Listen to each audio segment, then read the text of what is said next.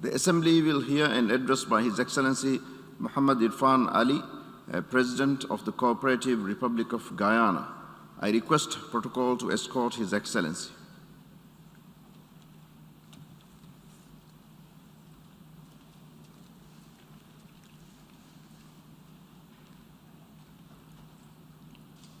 On behalf of the General Assembly, I have the honor to welcome to the United Nations His Excellency Mohamed Irfaan Ali, President of the Co-operative Republic of Guyana, and to invite him to address the Assembly. Mr. President, I congratulate you on your election as President of the 76th session of the General Assembly of the United Nations. Your election is a special honor for the Maldives and for all small island developing and outlying coastal states. I wish to record Guyana's appreciation to the outgoing President, Volkan Bozkır, who was tasked with navigating the Assembly during one of the most challenging years in modern history. Mr. President, our world is a troubled place. The peoples of our planet are living under a cloud of uncertainty. COVID-19 has stomped across the globe, taking lives, wrecking livelihoods, and paralyzing economies. And looming large behind is climate change, growing every day in its capacity to inflict even greater destruction and rumination than the coronavirus. Our citizens look to us, the representatives of nations who gather here, to create conditions that will ease fear, erase doubt, and give hope. Yet, what they see are not nations united. They see nations divided. Secretary General Antonio Guterres described our situation well when he said, and I quote, "The pandemic has demonstrated our collective failure to come together and make joint decisions for the common good, even in the face of immediate, life-threatening global emergency," end of quote. The pandemic has exposed the shortcomings of our international system.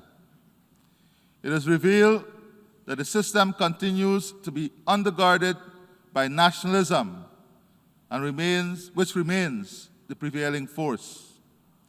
After all these 76 years since the founding of the United Nations, it is not the collective well-being of our one planet and our one humanity which motivates us. It is selfish national interest that drives us. And in pursuit of that selfish nationalism, we overlook the truth of our shared cohabitation on one planet, one earth, and we ignore the reality that what affects one affects all.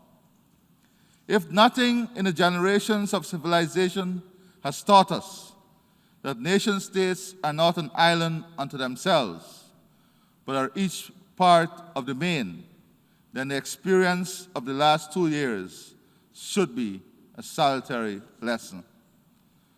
The world will not progress without greed, without war, and without freedom, unless we, the leaders of nations, big and small, recall with commitment the values set forth in the Charter of the United Nations and resolve to be faithful to them. Mr. President, the pandemic has wrecked Agenda 2030 for Sustainable Development that the members of this organization adopted in 2015. Development gains have been reversed, poverty has expanded, and inequality has widened. Widening fiscal deficits, mounting debt, reduced fiscal space, and external financial flows have imperiled the capacity of developing countries to attain the Sustainable Development Goals. Within developing countries, the pandemic has upended growth, increased unemployment, and weakened health and education systems.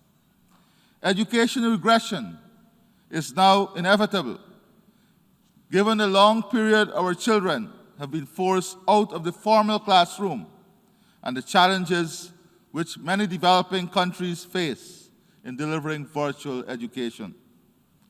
Given these problems, economic recovery is essential to returning countries to the path of attaining the SDGs. But such recovery will be painfully elongated and slow unless there is international support in the form of debt rescheduling, debt service moratoriums, provision of soft resources to reboot economies. My government restates its call for increased resources to be made available to states on the basis of their vulnerabilities and not only based on a misleading measure of per capita income.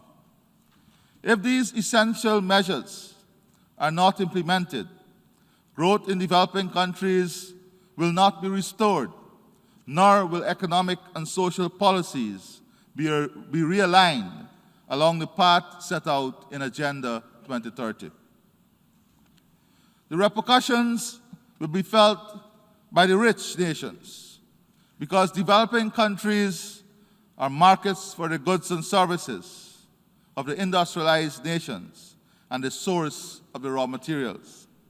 Poor countries cannot buy unless they have the means, and they cannot produce unless they have the capacity. Our world will become a damaged place, reversed an age of avarice, conflict, and plunder. Surely, such a world that now looms on the horizon is one that all leaders should work to avert, and instead focus their attention on advancing the progress of our one humanity in cooperation and mutual benefit. Surely, that is the world we all want. Mr. President, while poor and vulnerable countries will suffer longer and more intensely from the impact of the COVID-19 pandemic, rich countries have not been spared. Those who, at the advent of the pandemic, concentrated on making themselves secure, now understand they will not be safe until we are all safe, because the virus knows not and cares not about ethnicity, age, or geography. It will not heed borders. Belatedly, the rich have come to the realization that on our one earth, they need the cooperation of the poor to save themselves. Mr. President, we must all welcome that realization. If it finally mobilizes global cooperation and unified action that our world needs to survive. In this regard, my government welcomed the summit on COVID-19 that was hosted by President Joe Biden. We are pleased that it resulted not only in commitments for joint global action, but also in the allocation of resources to achieve necessary and agreed objectives. Similarly, we welcome the fact that earlier this month, the heads of the International Monetary Fund, World Bank Group, World Health Organization, and the World Trade Organization met with the CEOs of leading vaccine manufacturing companies to discuss strategies to improve access to COVID-19 vaccines in low and low-middle income countries and in Africa. My government is pleased that the heads of the international organizations and CEOs of the major pharmaceutical companies have formed a technical working group to exchange and coordinate information on vaccine production and delivery. These are positive developments, which are welcome, even though they have come after millions have died and many more millions still live under the threat of death. The access to vaccines saw the world polarized. I know I speak on behalf of many leaders when I say that we must not now hurt our efforts at ending this polarization of access to vaccines by implementing measures that divide us and curtail our movement based on the type of vaccines our people took. Indeed, our efforts must be focused on full vaccination and addressing vaccine hesitancy. Millions took the vaccines which were available at a time of much uncertainty, and they are the unsung heroes. They must not now be the subject of restrictions based on the vaccines they took. Mr. President, we hold out similar hope that the world's worst emitters of greenhouse gases that are threatening the welfare of all mankind will also come to the realization that in the end it will profit them little to emerge king over a world of dust. The promise of COP15 in Paris have not been delivered. If emissions follow the trajectory set by the current national commitment, there is less than 5% chance of keeping temperature well below 2 degrees Celsius relative to pre-industrial levels, and less than 1% chance of reaching the 1.5 degrees Celsius Paris Agreement target. Large polluters have simply not kept their word, and mistrust now pervades the air. That, Mr. President, is failure. It is also deception. Recent authoritative research by the Royal Institute of International Affairs paints a grim picture of the future. It forecasts that cascading climate impact can be expected to kill far more people than COVID-19 from hunger, intense heat, flooding, and more pandemics caused by the rise of pests and diseases. It concluded that combined with heat waves and drought, these impacts will likely drive unprecedented crop failure, food insecurity, and migration. All this will drive political instability and greater national insecurity and fuel regional and international conflict. Small island states and continental countries with low-lying coastlines, such as Guyana, will be the first to feel the full brunt of the impending disaster. Yet our countries are among the lowest emitters of greenhouse gas emissions, contributing the least to the harmful and destructive effects of climate change. This is not only unfair, it is unjust. Mr. President, the burden of reducing emissions is not carried equitably. Small island, developing, and low-lying coastal states are punching above their weight in response to the global climate threats. My country, Guyana, is a net carbon sink.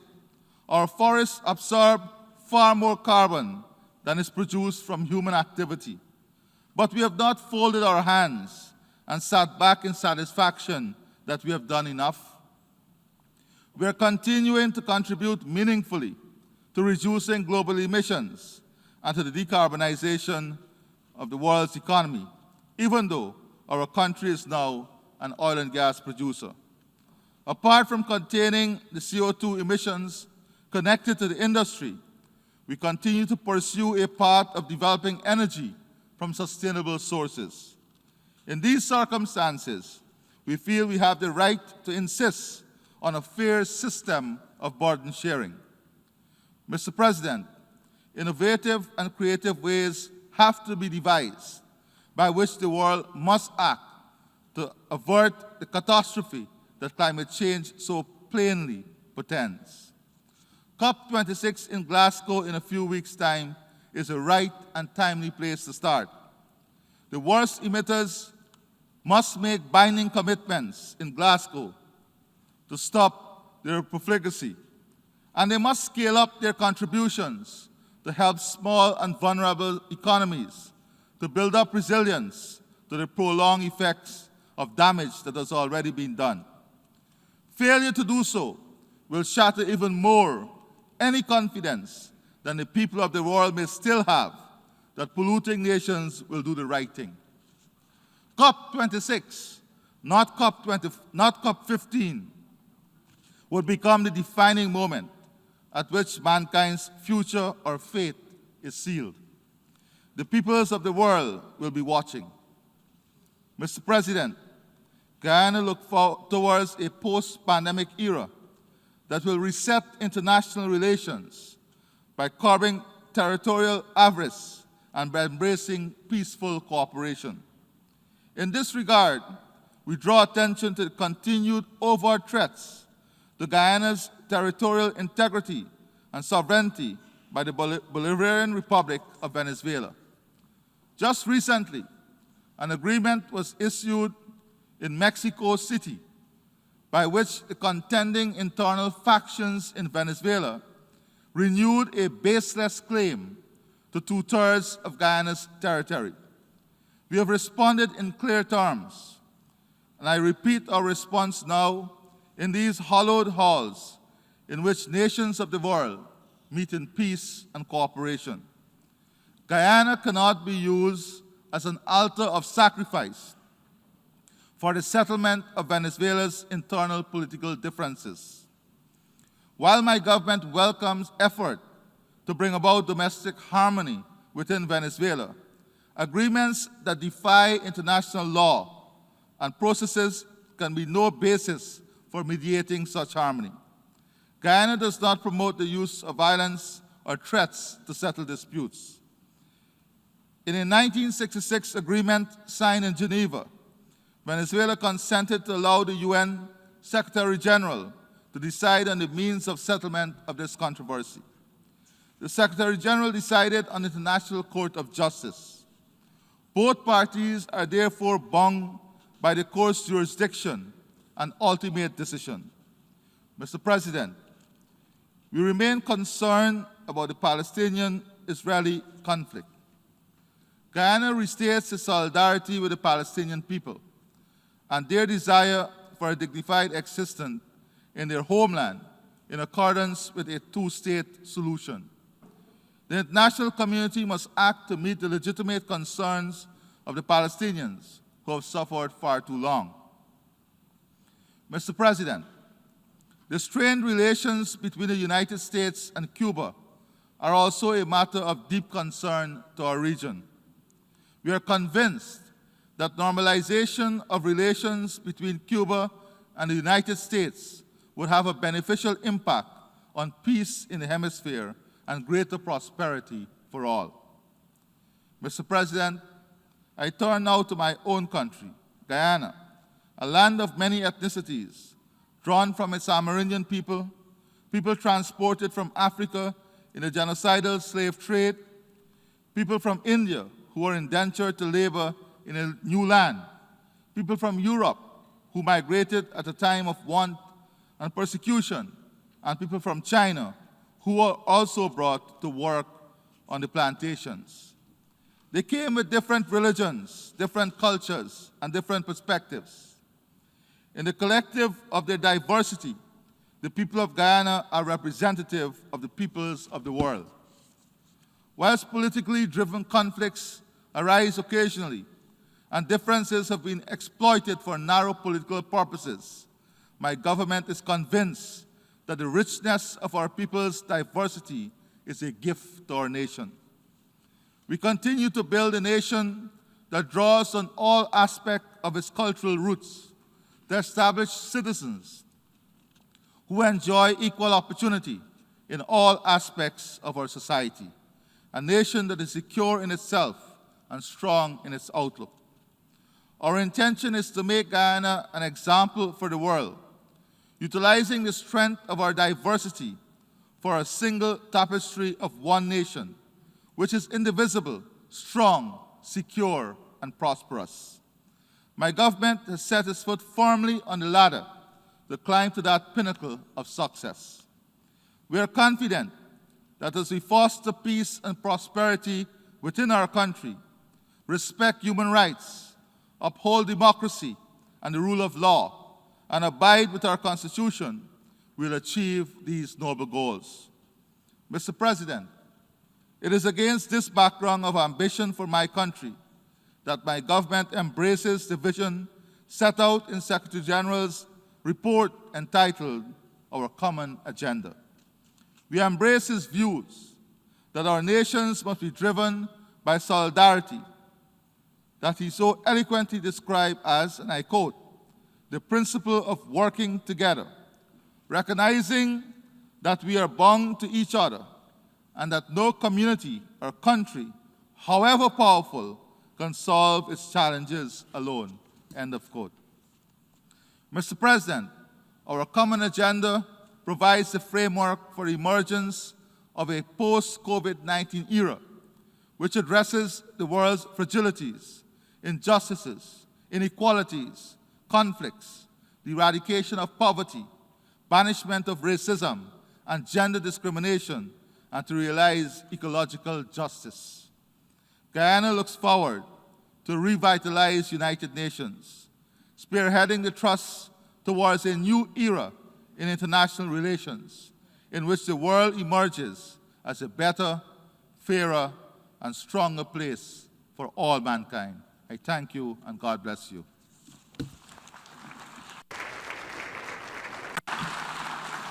On behalf of the General Assembly, I wish to thank the President of the Co-operative Republic of Guyana for the statement just made, and I request protocol to escort His Excellency.